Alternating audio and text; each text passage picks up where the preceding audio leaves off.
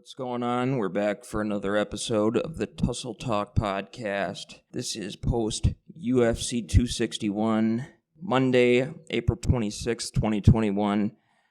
Absolutely incredible. That's all. If you were to give me two words to explain UFC 261, absolutely incredible. I mean, it was so special, not only because there's 3 title fights, and the 3 title fights, the matchups were incredible, bound to be super exciting. All of them came through. All of them came through. I mean, it was absolutely amazing. So meaningful. I mean, it's 2021.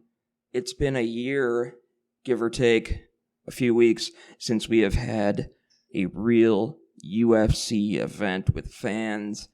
And finally, this last Saturday, we were able to have an event with a packed house in Jacksonville, 15,000 fans in attendance, and the whole event, for those there and for those at home, delivered spectacularly. So a lot of stuff happened. I mean, wow. 3 finishes, 3 knockouts in the 3 title fights on the same card. It's super impressive having 3 title fights on one card, but I mean, all 3 of those title fights ended spectacularly in knockouts.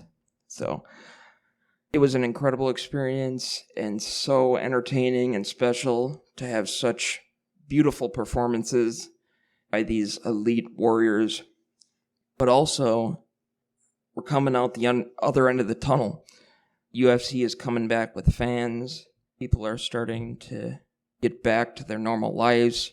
People are vaccinated. Tons, maybe I'm not exactly sure what the stats are, but it's got to be at least 50% of the U.S. population has been vaccinated. So we're really coming out the other end. The UFC has been the leader in making events, making fights happen safely, and they use their discretion and their expertise to make UFC 261 happen with a full crowd. And the crowd made all the difference in the world. It was so exciting. It gives me goosebumps just thinking about Saturday night. But there's so much to talk about, especially with the fights. 3 title fights, 3 knockouts, 1 new champion, 1 2-time champion, and 2 champions retained their belt. So this is super exciting. Let's get right into it. So in the prelim fights, I'm going to start partway through the prelims. So at middleweight, Carl Roberson, who just moved down from light heavyweight, super powerful guy. He knocked out Ryan Spann in spectacular fashion with an elbow on the Contender Series. He took on his newest foe at 185, Brendan Allen, who is also fantastic, 16-4. I was surprised. Brendan Allen, I know he's really good. I know he's very well-rounded. But it just goes to show you, being well-rounded is more important than having insane knockout power. So Brendan Allen walked away with a submission. Very impressive. I think he has a lot of promise.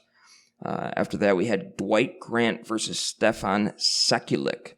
And I was watching this fight. I watched this fight from bell to bell. Dwight Grant's 11-3. Stefan Sekulic, I believe he is Serbian. He did a fantastic job.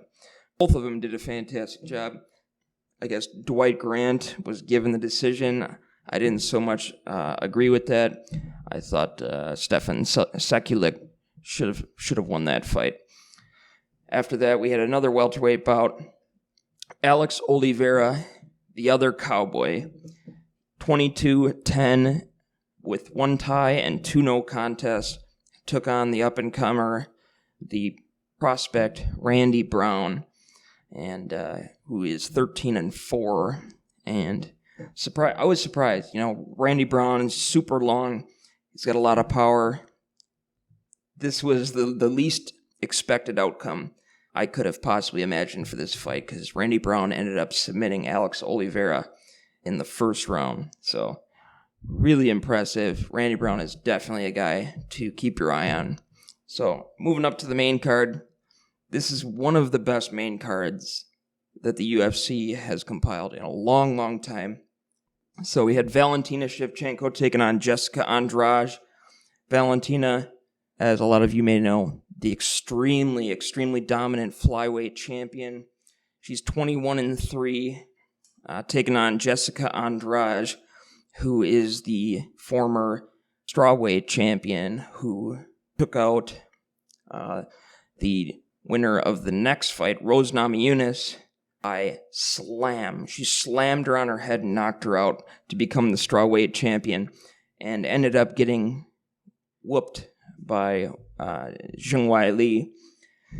But that's the next fight. We'll stick to this. Valentina Shevchenko, she is absolutely incredible. She is a next level fighter.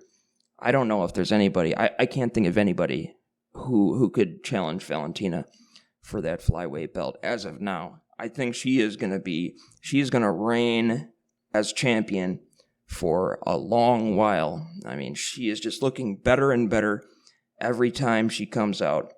She started out as a kickboxer, transitioned to MMA, and has been a wrecking ball ever since. She's had 2 really close fights with Amanda Nunes. A lot of people thought, including myself, that she won the second fight with Amanda Nunes. So she is no joke. I don't see anybody contending and beating Shevchenko anytime soon. Jessica Andrade, she's a powerhouse, but she didn't stand a chance against Valentina. So the co-main, one of my favorite fighters.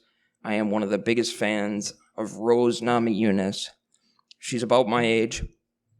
She is from Milwaukee, Wisconsin, which I am from Madison, Wisconsin. I got my bachelor's degree from University of Wisconsin, Milwaukee, though. So Milwaukee has got a huge place in my heart. I'm a Wisconsinite, so I will always be rooting for Rose Namajunas. But I didn't think Rose Namajunas was going to win this fight. I wasn't going to bet against her, but I thought Zheng Li would inch this one out, because she's just got such incredible striking. She's got so much power. She's so fast. But I was absolutely insane. Rose Namajunas with a lead leg head kick KO of Zheng Li. Zheng Li was not happy about the call, but yeah, she was out for a second. Even if it was a flash knockout, she was out. She hit the ground. Maybe it woke her back up. She was kind of starting to get to her feet, but wow, man. I mean, that kick was so quick, zero telegraphing, and Rose Namajunas is so incredibly impressive.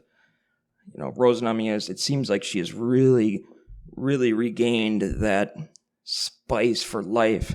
She has really regained that motivation to be the best in the world, and she is definitely following through on that. So a lot of people are talking about, her next opponents, but I think what Zheng Li has done so far, I think Zheng Li deserves the rematch on that one. So I'm really excited for that one. And then let's get to the final main event, which was absolutely incredible. I mean, that main event between Kamaru Usman and Jorge Masvidal was highly anticipated. Jorge Masvidal has become an absolute superstar in the sport. I mean, he's on his way. People love his sense of humor. They love his mindset. They love his confidence. And he just seems so smooth, and he has had some absolutely beautiful finishes as of late. Knocking out Darren Till spectacularly in his hometown. Knocking out Ben Askren in 5 seconds officially. He knocked him out more like in 3 seconds. And after that, he was on a rocket ship to the top. Took on Nate Diaz for the BMF title and pieced him up. Absolutely dominated that fight. It was really unfortunate that the cut above the eye finished the fight because of doctor stoppage, but there is no refuting that Jorge Masvidal was piecing him up. So this is a really exciting rematch. Jorge Masvidal was saying that because he did not have a full training camp, because it was on 6 days' notice, he wasn't at his best. His cardio wasn't at its best.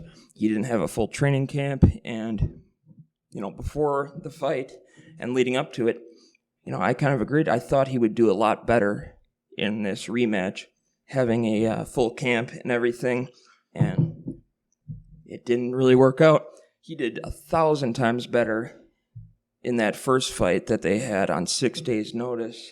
I don't know what the reason was, but Kamaru Usman is something special. I mean, he is on the trajectory. He is on his way to being considered in the conversation for the greatest of all time. I mean, that knockout against Jorge Masvidal was absolutely sensational, absolutely brutal. His jab is so quick. We saw that in Kamaru's last fight against Gilbert Burns. His jab is lightning quick with absolutely no telegraphing. And I don't know what it was. Maybe Jorge thought he was throwing a jab, and he did. Kamaru threw a jab, but on that jab, he pulled down Jorge's lead hand so that he wasn't able to use it to defend, and came through with a straight right down the pipe. And you could see the sweat, every little particle of sweat on Jorge Masvidal's face become mist. So, props to Kamaru Usman. The guy is a stud. He is going to be in the conversation for the greatest of all time. In my opinion, he's not there yet, but he's up there.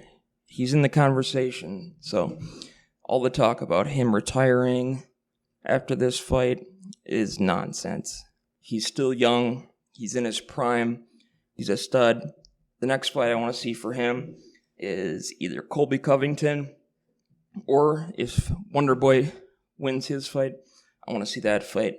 But there's still so many options for Kamaru Usman. He could move up to 85. I think a fight between him and Israel Adesanya, that's a good fight. That's a fantastic fight. I mean, if Kamaru Usman cleans out the welterweight division and he laps them, as he says, he's got to move up to 85. I mean, the guy is absolutely jacked. He would be right at home at 85, in my opinion. If Izzy is still the champ, when Kamaru moves up to 85 and is ready to contend for that 85 belt, I think he is right in there. I mean, Israel Adesanya does not cut an ounce of weight, so I am so excited. I think that's a great fight to make. Either Kamaru Usman fights Israel Adesanya, or if he wants a little warm-up, I think Darren Till, maybe even Robert Whittaker. Actually, I think that fight with Robert Whittaker is a barn burner, so I think he's got so many options. I do not want to see him retire. The guy is just approaching his peak. He is just approaching the best of his career. I think he needs to run with it because the guy has so much talent, so much power. He's so well-rounded, and he's like a sponge. He's constantly learning. He's constantly adapting, and he's got the best coaching team behind him in the entire industry. Trevor Whitman, as you guys have seen in UFC 261, Rose Namajunas, Justin Gaethje, Kamaru Usman. Trevor Whitman is the best of the best, so the sky is the limit, and maybe not even that for Kamaru Usman, so I'm so excited to see what happens next for him. Anyways, thank you guys so much for listening. If you guys got any feedback, if you want to contact me, my contact information and my email address is in the description. You guys can also check me out on YouTube. Thank you guys so much for watching. Super excited for the next one. Take care. Be safe, guys.